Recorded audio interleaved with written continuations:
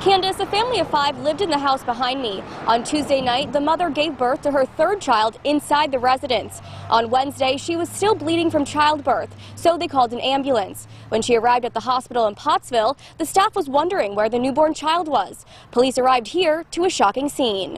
Candace, new information I'm told today by police is that it was a brutal death. Security sensors inside the house indicate that Gary Marchuk's son, Michael, was only inside for about 6 to 8 minutes. Autopsy results that came back this morning show that Gary was beaten to death. Now, people that knew Gary and his family are still trying to wrap their minds around this horrific incident. A few hours ago, the outcome of this case was in the hands of the jury. After hearing and seeing the facts and evidence from a doctor, they found Patrina Hoffman-Williams guilty for the death of Nevia Doyle. Just more than a year old, Nevia Doyle suffered a horrific death. Prosecutors proved that Hoffman-Williams was high when she sat on the victim, causing her to suffocate.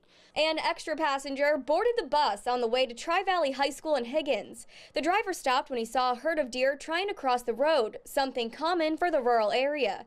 He tells me the deer were up on a bank in line with the bus. He says instead of walking around, the deer took a more direct approach. Caitlin Long woke up to a very strange scene on her property. A white single-cab truck crashed into a tree, goats buying, and police swarming the scene. I saw this guy being tased and I heard a whole bunch of screams. Those screams were coming from the driver, Jarrett Castellonia, and passenger Peter Burster, who failed to escape police. The bawling and bleating coming from goats and sheep trapped in the vehicle. Did you know there's a black bear running around Pottsville right now? That's what Alessa Lau said to a 911 operator she called Monday evening. Around 7 p.m., she was driving to the grocery store when a crowd of people taking pictures on the sidewalk caught her eye.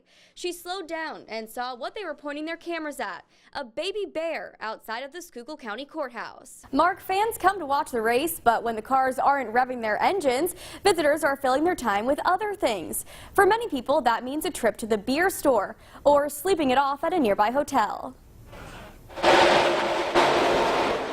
They feel the need for speed, the rush of the race. But in between races, visitors are stepping outside of the venue. Many people hungry, spending money at local restaurants.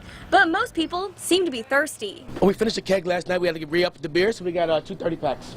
Walter Allen makes the 2.5-hour drive to the Poconos every year for the race. Luckily for him and his friends, the party doesn't have to stop. There's a beer distributor just around the corner from the track. Just driving here, we could feel how slippery the roads were getting in Lackawanna County. This weather is absolutely crazy. People in Pittston Township are evacuated from their homes tonight after a powerful storm rips through their neighborhood. It was devastating. People trapped in their homes, flash floods, and uprooted trees.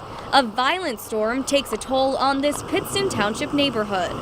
The National Weather Service will arrive here around 9:30 tomorrow morning. They will then assess the damage and determine if a tornado is to blame. Live in Wilkes-Barre, Haley Bianco, Eyewitness News.